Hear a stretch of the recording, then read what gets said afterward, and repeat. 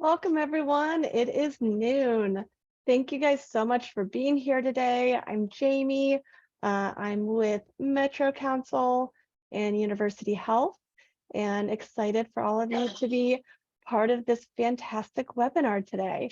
So you guys will see that we are on Zoom webinar. So just so you all know, you will not be able to see yourselves. You'll just be able to see the presenter, but you will be able to interact through the chat box and through Q&A. So you should be able to have access to both of those. So a couple of little things just to share about Metro Council, just in case you are not aware of it.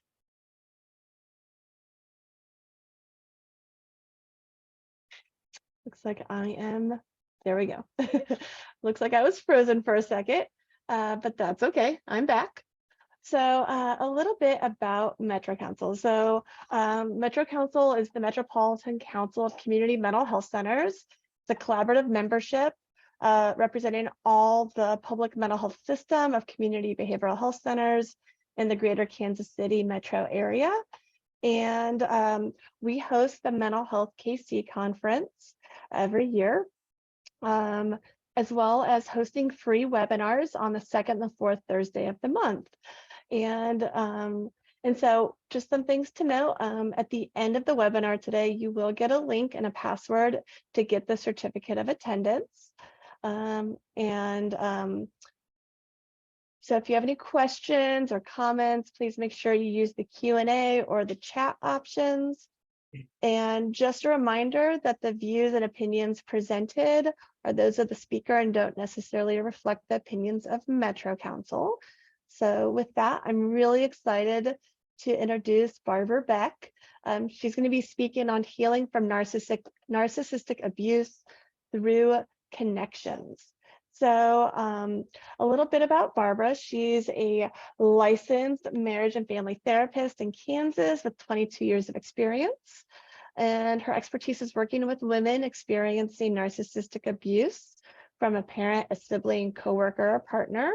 And she assists women in their healing journey through conducting groups and individual therapy and low self-esteem, low self-confidence, losing yourself in relationships are common results from being in this type of toxic relationship. And she offers skills and tools to utilize and present it in a psychoeducational manner. So with that, I'm really excited to introduce Barbara, and Barbara will start kind of sharing her screen. Thank you, Jamie. I'm really glad to be here. Okay. It says host disabled my ability to share my screen. Sorry for the glitch. Try that again. Okay. I know it was working earlier.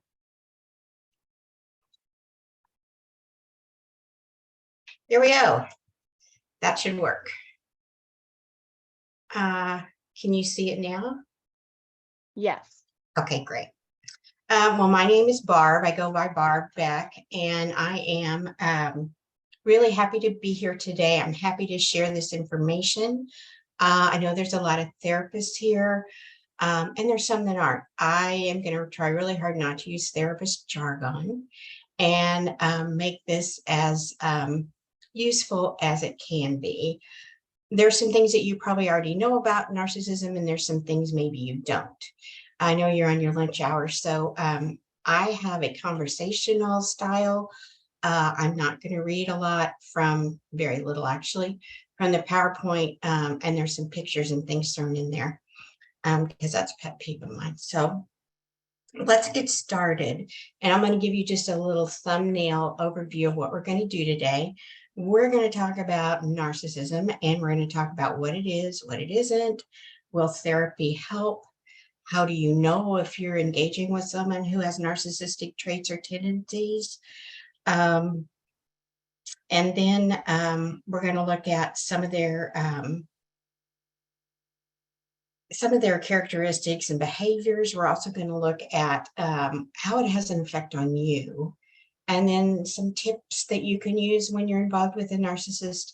and then actually get into the healing process, how I have used groups, and the real impact I've seen of the groups, and how I think it has really improved people's healing process. So I do have a couple of stories I'm going to share with you too. So let's get started. Let's see. I'm going to start with a story from Melissa. So Melissa said, before I started treatment, I had just left a 7-year marriage that included verbal, emotional, financial, and physical abuse. We had 2 children together. I filed for divorce a total of 3 times, but he promised to change. I knew I was in the cycle of violence with a covert narcissist, but I kept hoping he would change.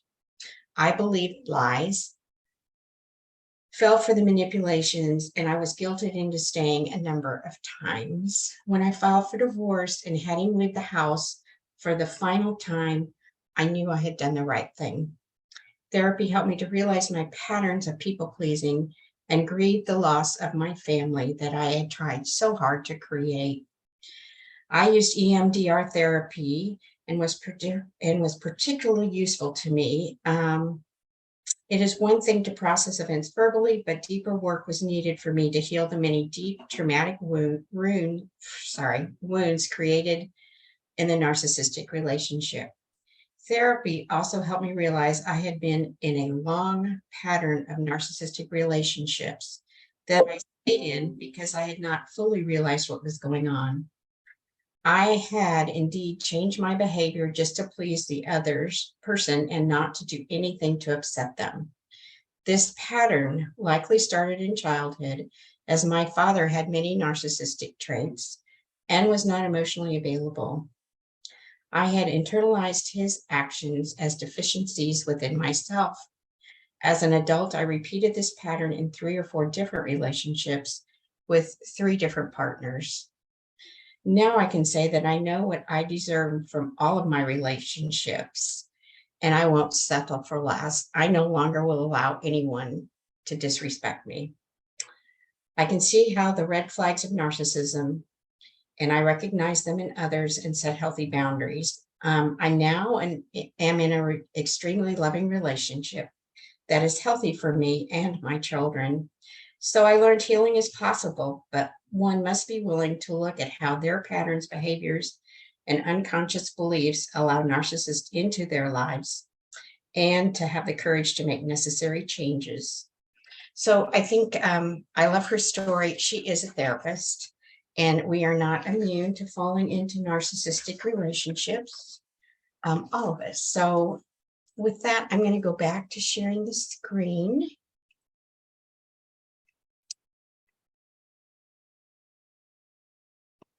There we go.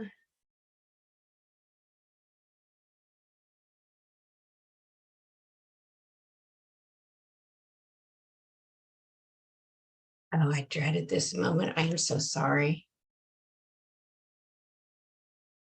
Oh, wow. So let's start here. Narcissism is a mental health condition, which we all know, and it has several characteristics. And so, first of all, I want to say that all of us have narcissistic traits, and that's what keeps us going forward. It gives us self-confidence. When those are out of whack and they're too extreme, they really cause problems in relationships. So I don't like to use the word narcissistic personality disorder because I think that is not a common occurrence. I do think any type of narcissistic traits or characteristics that are more often used or more extreme can cause really difficult relationships. We know there are several types of narcissism. I've heard up to 11 different types, and we know it's on a spectrum from mild to moderate to more severe. And there's covert and overt narcissism. So with that in mind, it is common for people to go in between, up and down this scale. Part of the characteristics is you never know what you're going to get. It is so unpredictable. So I'm not going to read the slides to you, but I am going to add just a little bit. I'm not going to read all of it. So it is a mental health condition. It is characterized as a personality disorder, and there is little available to help. There is no medication that will help. We do know that therapy helps, but in this case, it's really difficult because typically people with narcissistic traits do not want to go to therapy because honestly, they don't think there's anything wrong with them and they like themselves the way they are. Anyway, I have tried a couple of times to do couples therapy with couples. I don't do that anymore because what I found out that as long as we talked about, and just for ease, I'm going to use women as the victim and men as the narcissist because that's usually what I see. So as long as the spotlight is on her and we talk about her problems and what she needs to do, everything's fine. But when we switch and we look at their responsibility, we don't go anywhere. I've had people get up angry and leave the room, say they weren't coming back. So anyway, I'm not saying it doesn't work for anyone. I have not had a good result from doing that. So I am so technology challenged. Let me see if I can get this to work.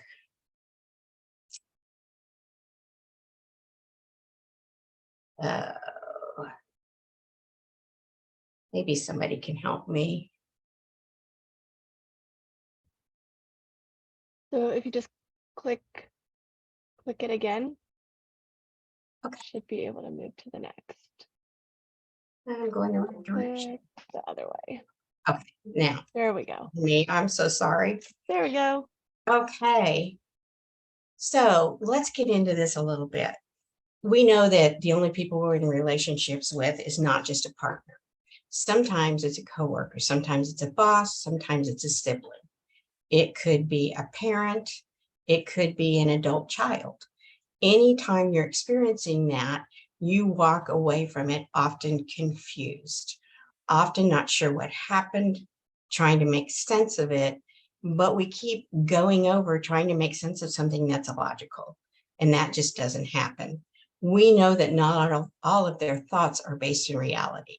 They tend to get a perception of what they want to happen.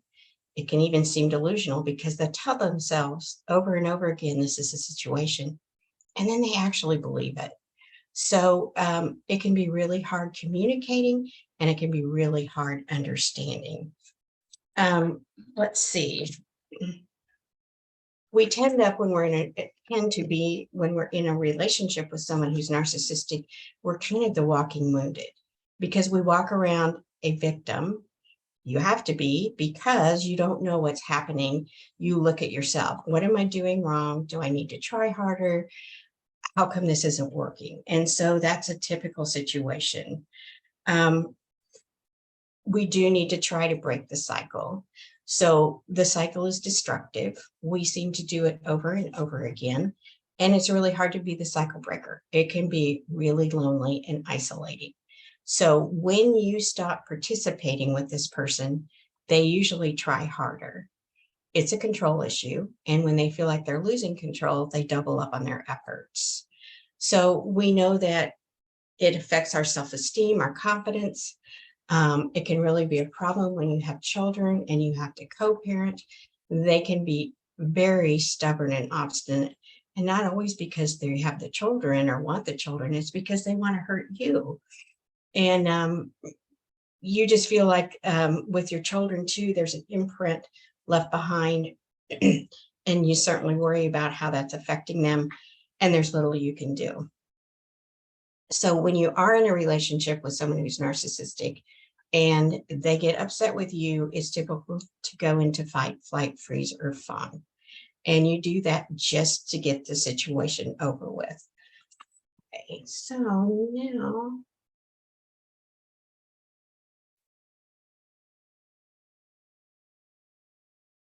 thank you for putting up with me. I like to liken narcissism to an M&M. So people that are narcissistic have this hard outer shell. And then inside there's this ooey gooey mess. And that's because they don't want to let anybody in.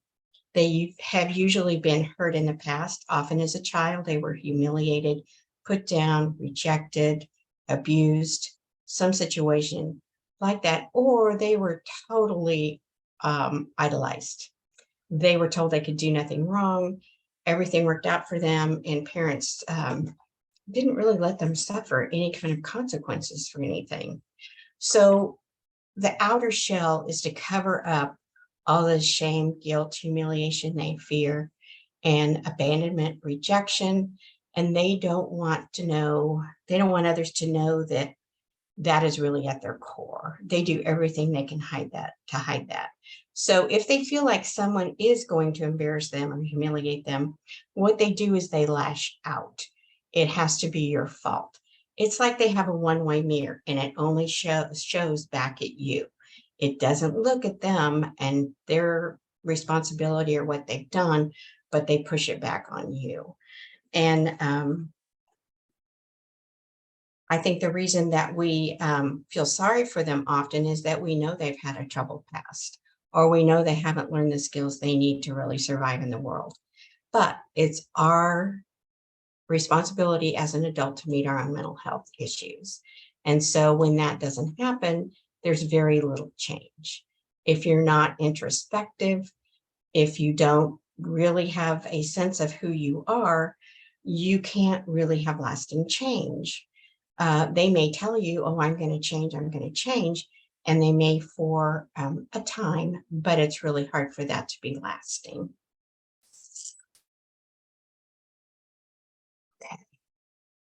And like I said, they don't change because they like themselves the way they are. And it's because they're usually very successful. It's worked for them. Having superficial relationships, especially like in business or at work, it works for them. They do very well. Close, intimate relationships are very stressful and difficult for them. They don't want people to really get close to them. They like to have secrets and to keep you at bay, because that makes them feel powerful and in control. They also sometimes believe they're smarter than everyone. They don't believe the rules apply. I've even had clients whose spouse has gotten in trouble with the law. They won't follow the directions. They've even ended up in jail because, again, the rules don't apply to them. It's really hard to have a growth-oriented relationship with them because they don't look at the big picture or the long haul. They really look at what they can get right now and how whatever's happening serves their needs. Also, again, nothing is their fault. I think that, we can also look at betrayal and entitlement too, because often they are not faithful in relationships and they have entitlement, believing that they deserve everything that they have, always right. And it's really hard for them to hold space for you or to provide a safe space. So I like this phrase: you do not have to attend every argument you're invited to. And so these are tips that I found and used with my clients that have been very useful in trying to stop the deluge of accusations, criticisms, and sometimes even the verbal attacks on you. And so one that I've used a lot is the slow fade. So you just incrementally start to move away from the interactions, the argument that we could press the Memorex button and we have the same argument over and over. It never gets resolved. Again, with that pulling away, we want to set small boundaries and keep building on them. Little ones like, I can't have this discussion today. I'll have to get back with you later. I think it's really a good idea to start training other people in our lives that we don't immediately get right back with them, that we are busy at work, that we have other issues to attend to. And often when we do make changes, that incites a lot of fury and anger in them. They don't like change. And so you have to be willing to be uncomfortable and put up with whatever reaction you get to continue to set small boundaries. I also encourage people not to over-explain and defend themselves too much. The fewer words you use, usually the better. And then try to keep your anger and your denial at bay. You know, sayings like, well, he really isn't that bad, or I really think he's going to do better, or he's going to have a new job, or, you tell your friends whatever you need to tell them, so they don't worry about you so much. They think that you're in a safer situation than maybe you are. And then, matching your anger with their anger never works out. Eventually you become so frustrated, I think, though, you actually begin using some of their tactics. And I've seen this. People come into me and they say, I think I'm the narcissist. And I say, well, tell me about yourself. Find out they have a lot of empathy. They have compassion. They're very caring, loving. They take responsibility. They can put others before themselves. And those are not characteristics of narcissism. So I try to reassure them that after a while, we kind of give them a taste of their own medicine, and it can make us think we're crazy. Anyway, you just have to accept the fact, if you decide to stay, that you will not have a reciprocal or collaborative relationship with that person, and really try to accept the reality of what you're dealing with.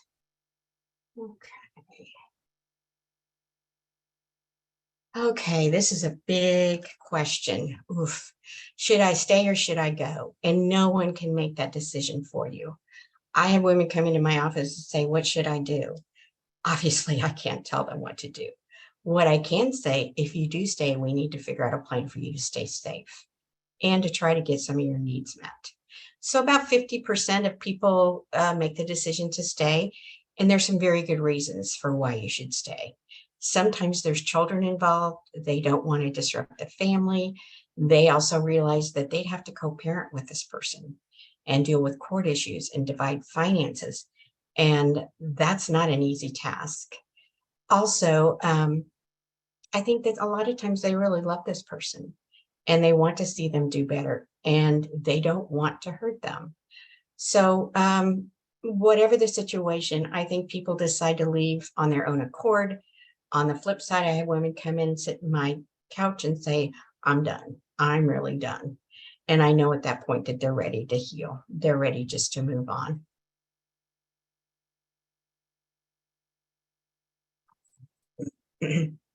You've all heard of the trauma bond, or as I call it, the dance.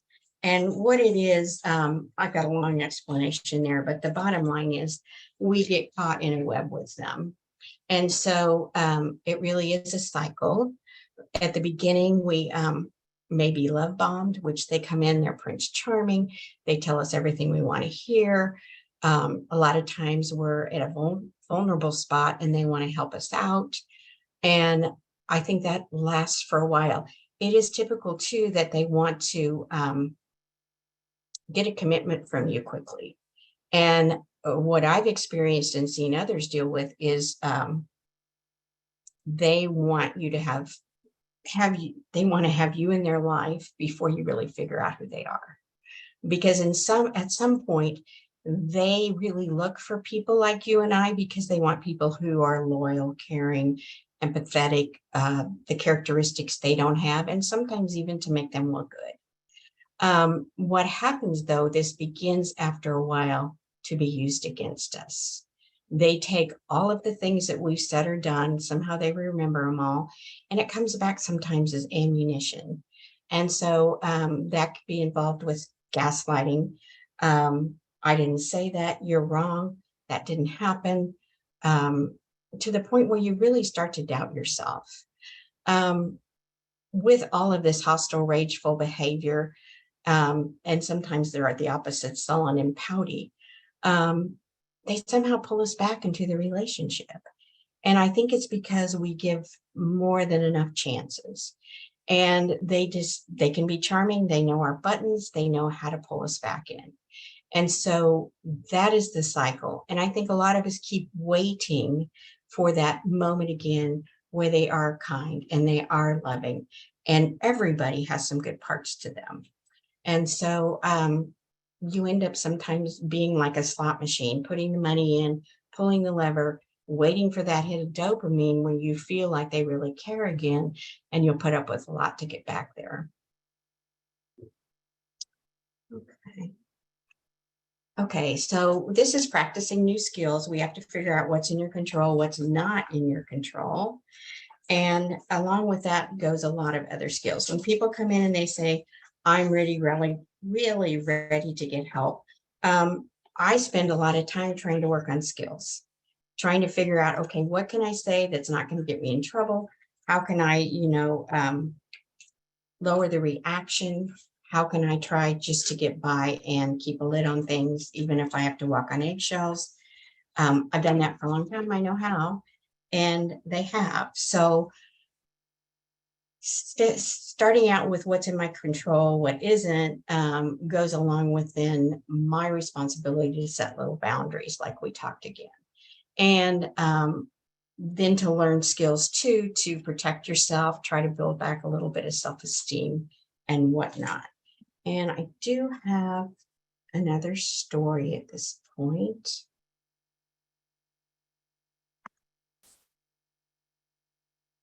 And so let me pull that out.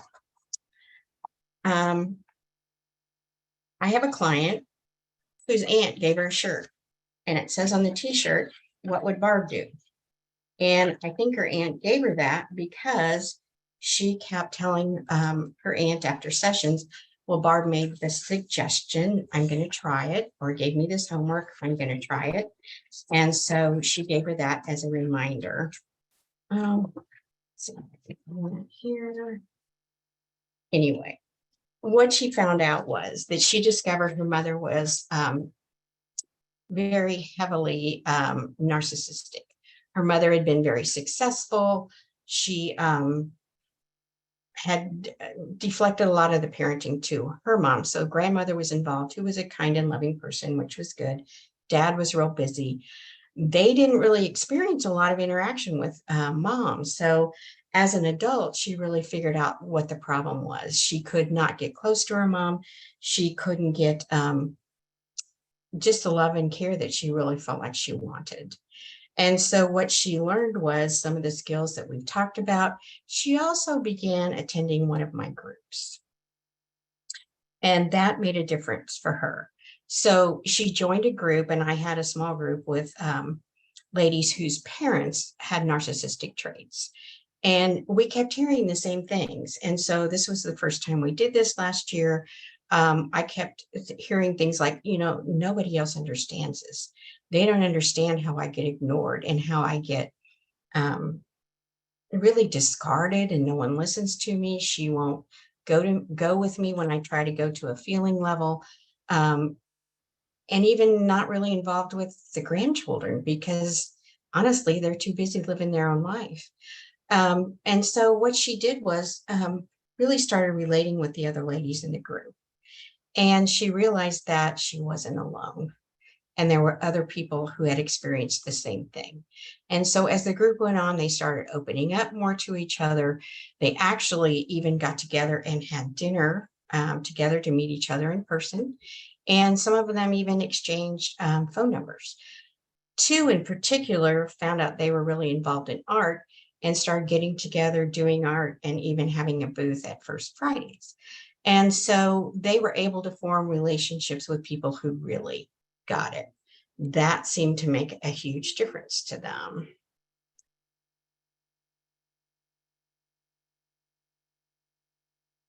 And so I started realizing too, the power of the group. I also had another group, and it was women in narcissistic relationships. It didn't go quite as well, but you learn as you go. So they came into the group. Many of them were in the process of getting a divorce, and they could really support themselves. At the same time, we had people coming into the group who were really trying to figure it out, what's going on. They had not made the decision whether they were going to go or going to stay, and they felt really kind of not part of the group. So I really tried to separate that and really tried to tone down the one group because they wanted to talk about legal issues all the time, and that's not what the purpose of the group was. So it ended up that I learned a lot as I went through the process last year, but I began to see real benefits. I also saw a benefit in separating the groups and keeping like-minded people together. The last thing I wanted was anyone to feel invalidated because they'd had enough of that. And so part of the skills and tools we started using in the groups were radical acceptance. This is the way your situation is. It's probably not going to change. We know you've tried to change it. If anything, you've done everything and more to keep it going. And then try to learn more about narcissism and how that develops. And there's some real common threads with that. And the fact is, you just end up feeling like your life is hijacked and that you lose any kind of say that you have. So, through this process, they begin to be willing to do the deep work. I also worked in collaboration with their therapist. And so what we started doing was they would meet with me one week and then back with their therapist, and we'd do skills work, and they would go back and do the heavier duty work, the trauma work with their therapist. It's not uncommon for women in narcissistic relationships to have PTSD. They have been traumatized over and over again. That is a really hard concept for them to grasp, that it's abuse. I think part of it is emotional, psychological abuse is something we just kind of ignore. We make a big deal out of physical abuse, but it is just as damaging. And so over time, I think they begin to accept that fact, and then can really work on some of the healing and forgiveness necessary to move forward. Okay, so again, joining the support group, it didn't work for everyone. Some people were uncomfortable and not just really didn't want to join it. So that's fine. I think it's there. It was kind of an in and out thing. You could come and go. Sometimes people came back later because they were at a different spot.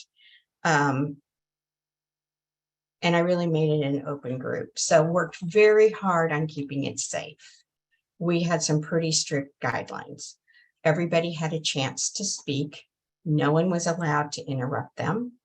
And they could share if they wanted to. If they didn't, that was fine too. There's a lot of value in listening and learning from others. The one thing I love about groups, if people can describe how they're feeling and another person can say, yep, that's it. That's how I feel. And I didn't have words to express that. And I really like doing groups. I'm comfortable doing it. And I get a real charge out of it when I see people who are really connecting, because I believe that that connection is really what starts to speed up the healing process, and it starts to make us feel whole again. And so there is a lot of value in being heard, and they start to appreciate each other. And that's something they haven't felt. They maybe have really been isolated from close friends and family because, again, the narcissistic person feels a loss of control. They don't want you talking about them to anybody because you know a lot of their deep, dark secrets, and they don't want those shared. Along the way, their mental health begins to improve. They start to do more things outside. They aren't afraid to leave the house. I've had some people that when they went out, they had to use their phone and do a FaceTime chat with their partner every 30 minutes and show them where they were. And they were dealing with that much control. So, it's a leap of faith to get out, deal with the fear, do it anyway, be uncomfortable. And they encouraged each other to do that.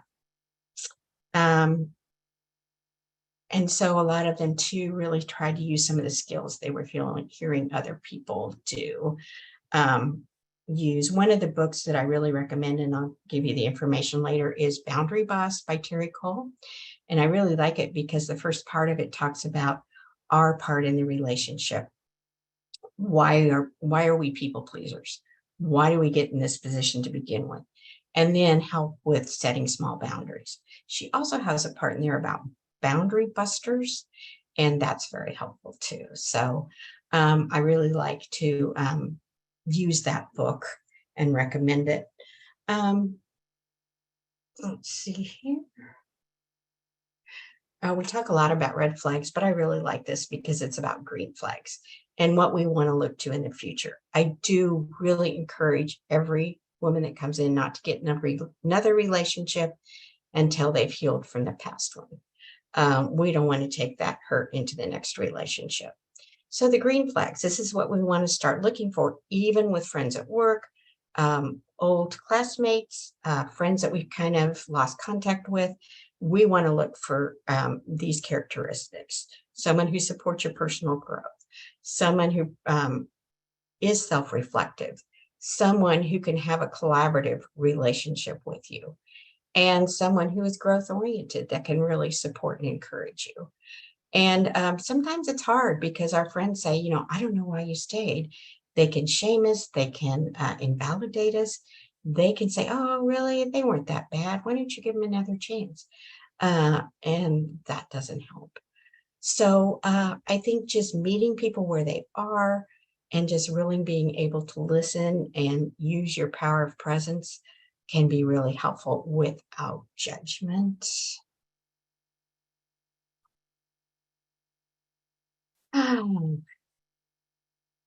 So this is the connection part. And this is the part where I really see the value. And so, we all have a story. There's so much value in our story. And I think they can really help you. It can also help you listen to other people and kind of rewrite your story for the future. So with the connection, we learn to get out of ourselves. We learn to give back to somebody who's trustworthy. And we learn that the isolation and loneliness can fade. And I think that's what keeps so many people stuck. It is a lonely journey by yourself. And people become afraid to even share to their friends or family because they know what they're going to hear. Through this connection, we begin to laugh. When you're in a relationship with a narcissist, sometimes things aren't very funny. You get to experience fun, joy, and you get to discover who you really are. And I hear a lot of people say, I really lost who I was in this process. I just became a shell. And so finding your values and reconnecting with who you really are is important. You begin to have healthy relationships.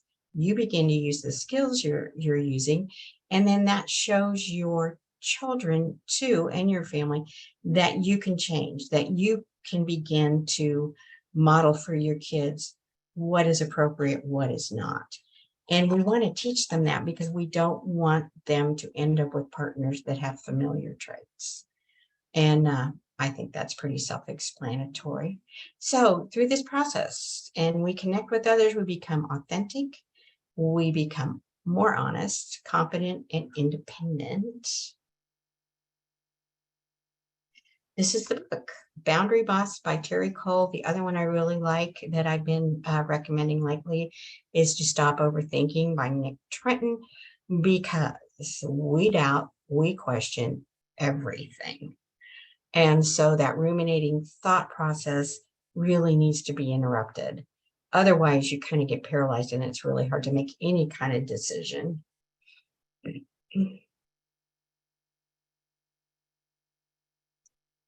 And above all else, practice enjoying life. And I will have to say that is one of my grandchildren several years ago, and I think it's really cute.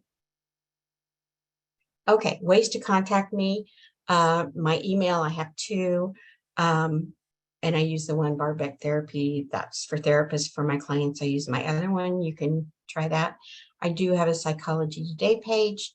I have a podcast I did. I have an upcoming one I'm going to do September 11th, and I'm going to do a 3-hour training. That is November 10th. My website is under construction, which you can understand because I have a problem with technology. So I really appreciate you being here. I really appreciate you being patient with me. So I don't know where we're doing on time. Jamie, can you help me out here? We still have about 20 minutes. Okay. So maybe we should start with some questions. I don't know if you have very many yet, or I can always find something else. Oh, there is one other thing I wanted to do. Let me find that here. Oh, Barb, we have somebody asking if you could put the last slide back up, please. Oh, sure.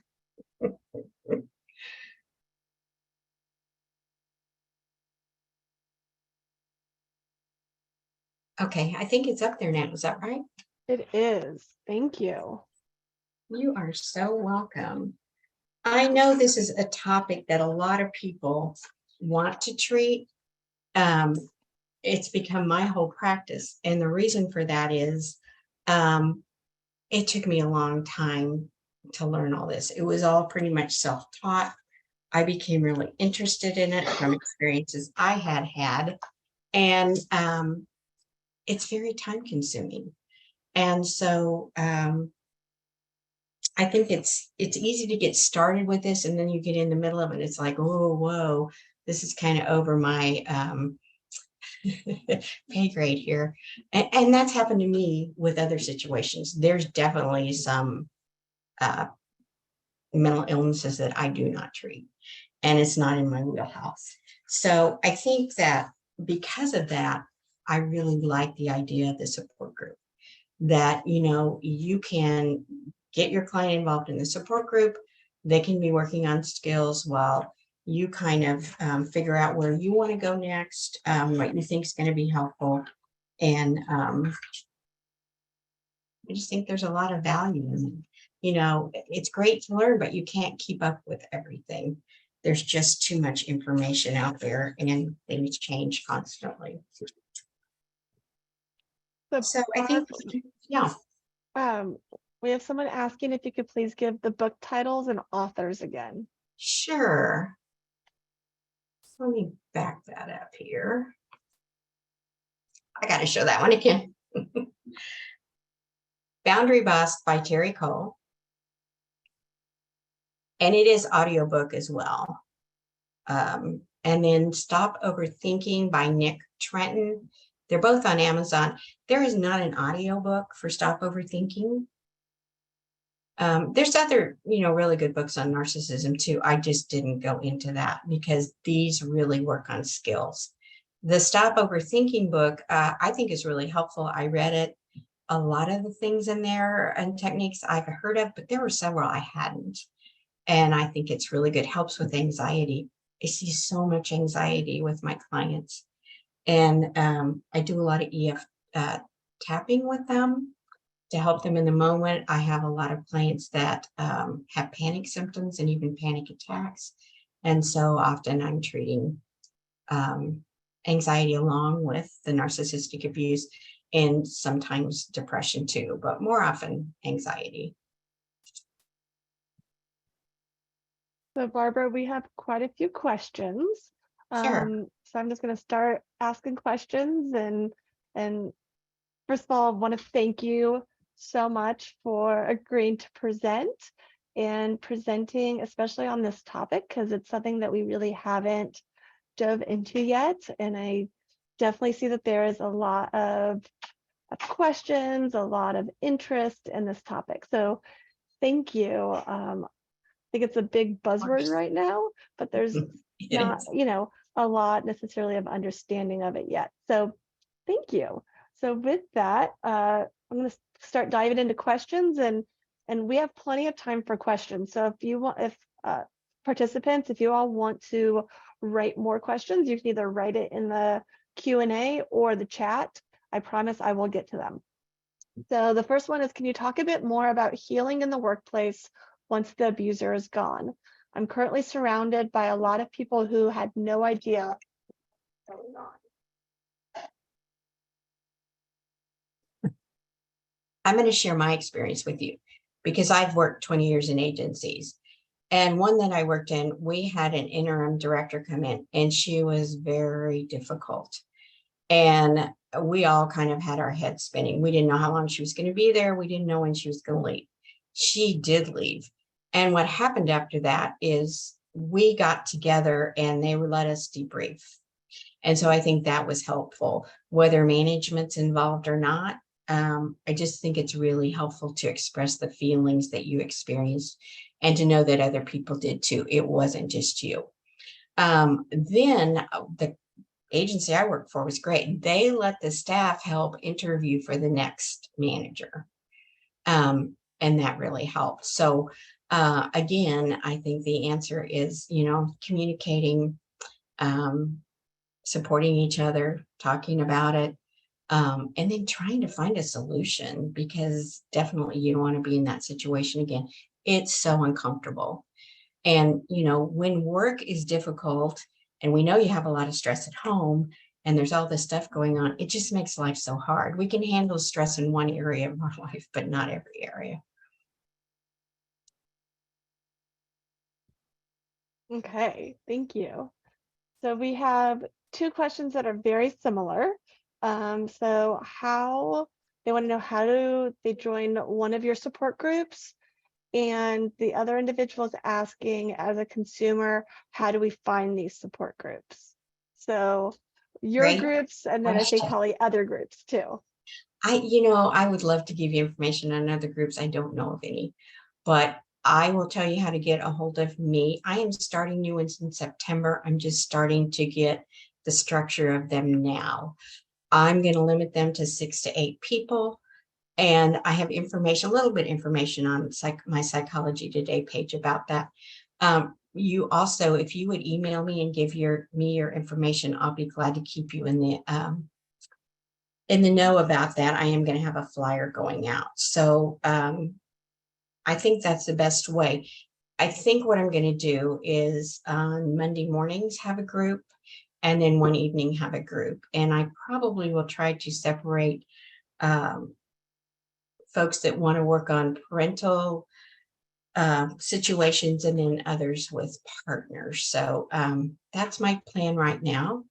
And I really like groups. I do have some flexibility in my schedule, so I can add a group or two in addition if I need to. I hope that answers it. I think so. Okay, so the next question is, have you had any circumstances where the partner who does have the narcissistic tendencies contacts you or tries to disrupt the therapeutic relationship you had with a client? If so, how do you handle it? Great question, because I have wondered why I have not. So I think it's been interesting. I have clients tell me all the time, my partner wants to come with me, and I told them they can't. That's easier because I tell them up front, I don't see men. And so I can help them find a therapist or make some recommendations. I don't do couples counseling. I've had a couple of marriages. You don't want me to do couples counseling with you. But I do think that there's a lot of value in them finding their own therapist. So my typical response to the woman is, my suggestion is for him to get counseling, you to get counseling, and then if you decide you want to go forward, find a couples counselor. I have had a couple of people, one guy in particular, that tried to contact me, and I just gave him that message consistently. And then I told him that, he couldn't contact me any longer because he was not my client. And so it's interesting. I haven't had anybody really get angry with me, but I also think they stay away because they don't really want to know. They don't really want to know what they're talking about. And often they make the assumption, oh, good, I'm glad she's going to therapy. She can work on her issues, and we all know what they are. And, I don't know that they really realize that we talk about them that much. So that's my best guess.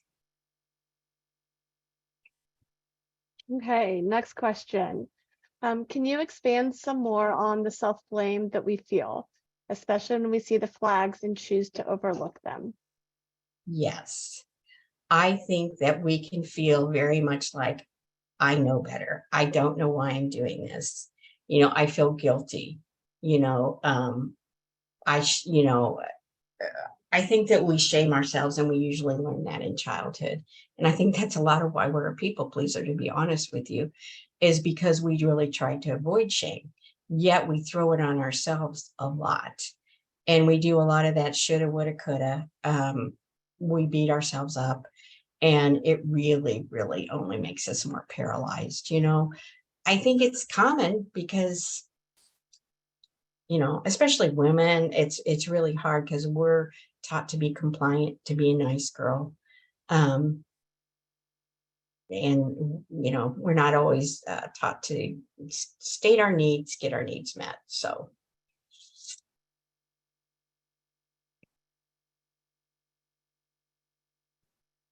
Okay, next question. So it says, great presentation, Barb.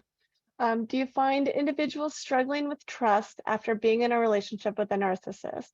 Any practical suggestions for balancing feelings of safety with growth in this area? yes, that's also a very good question. I think trust is a huge issue. And so what I noticed, of course, that's why the group I think is so helpful, because they can begin little baby steps. And I think that works with a lot of this, baby steps toward trusting people. Define what a trustworthy person is, and then put some energy into that.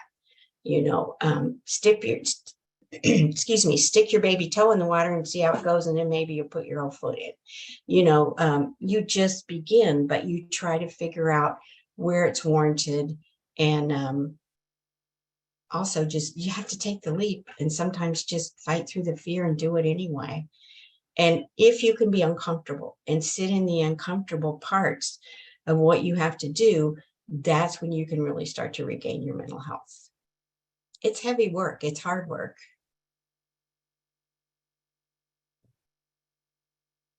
Okay, the next question. When a client has a parent who is a narcissist and abusive, how do you support the client in navigating the choice to completely completely cut off or try to maintain contact, but with boundaries? That's a great question. So it's definitely a personal decision they have to make. And when they begin to talk about it, I try to reassure them that's something you can go back and forth on. You can try it, use it as an experiment, observe what happens. Sometimes people don't have contact for a while, and then they decide to, let a little contact in here and there. It's up to them. They need to start protecting themselves, their energy, their mental health, and able to grow. Often they have to just cut off contact. But generally, that's their idea. I do see them more willing to try that when they're in groups because they see other people that are doing it. I've had clients where they have totally cut off contact, and then there's been a big event in the family, a marriage or death, where they are put in front of each other. That can be very stressful for them. But again, holding those strong, firm boundaries really seems to pay off. We can't control others' behavior, but we sure can make decisions on our own. So I just think that happens again in baby steps, and you try to see what's going to work for you. Every situation is so different. Thank you. Okay, next question. So, how can you assist a client who is attempting to co-parent with a person with narcissistic traits? The challenge. I have seen it go a couple of different ways. I have not seen it go cooperative. I will tell you that. Sometimes they want to make you pay through the children, which is really, really difficult. And so they'll want to see their children at first all the time. They'll argue over what day is your day, holidays, all of that. But when push comes to shove, they have a really difficult time putting the children's needs ahead of their own. And so when it's uncomfortable or when there's a better offer, they'll change the plan. And what we find out, which I think is really interesting, they delegated most of the work with the children to the woman. That's usually how it goes. And the woman knows how to entertain the kids and have fun and do all this. They don't have a clue because they haven't done it. So they have the kids over, and maybe they stay on their, electronic devices. Maybe he's busy on his phone. He doesn't plan entertainment for them unless it's like to take them to the pool. Nothing personal. It's not, why don't you and I go, on a hike, or why don't you and I do this? They just don't do that. Or they totally ignore the whole situation. They have 50-50 custody. They don't show up. They don't call. It's all really hurtful to the children. And of course, they're confused. So that's generally what I see. It's kind of all or nothing. I will say though, over time, generally they lose interest.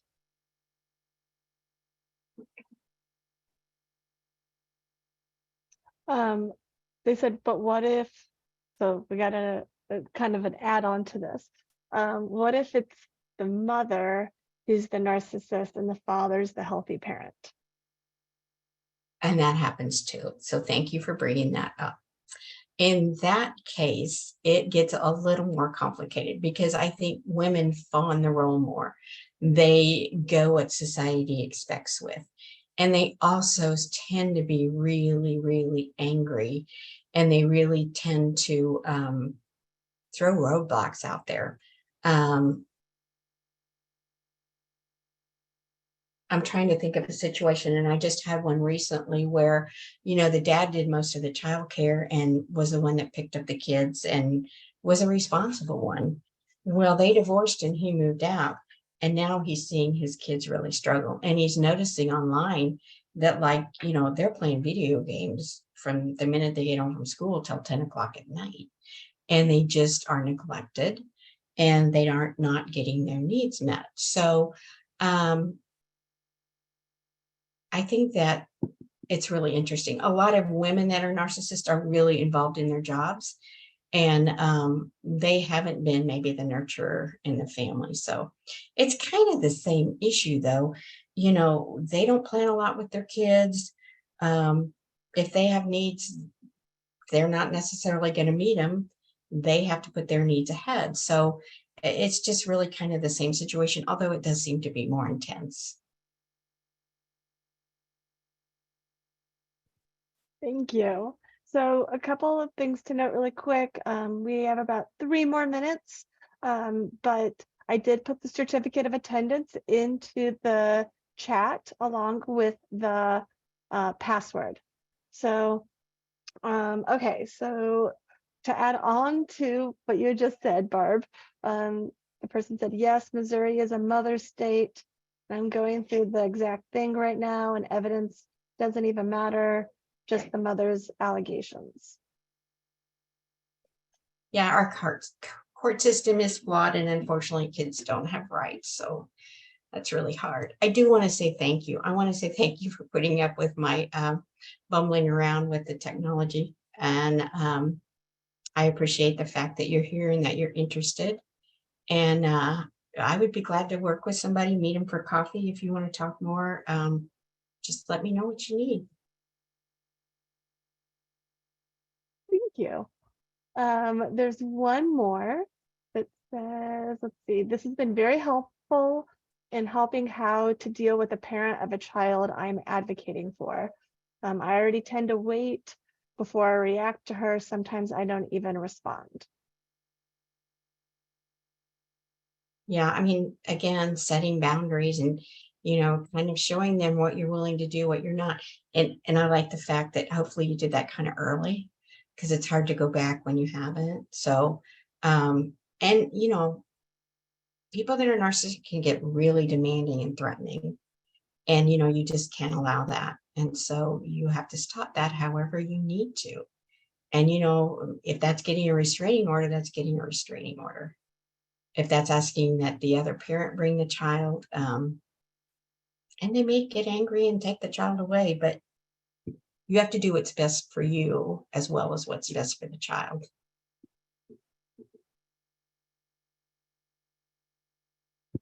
Okay. So we have a lot of thank yous, a lot of great webinars. This was so helpful. Even more thank yous. We do have one person that asked, I arrived late. Can I watch a recording? And the answer is yes. The recording will be up on mentalhealthkc.org. And so you should be able to watch it. So yes, it should be available. It will not be available like today, but it should be available by next week. More thank yous. So last minute, does anyone have any more questions? Now is the time to ask.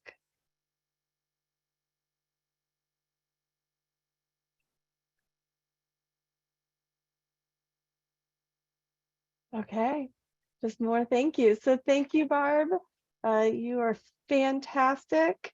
I'm sure we would love to learn more about this in the future. So let's keep in touch. And thank you all so much for being part of this great webinar. Our next webinar is, I believe, September 11th, the second Thursday of the month, and it's going to be on suicide prevention. So we hope to see you there. Thank you all so much. Have a Thank you, great Tammy. day. Thank you.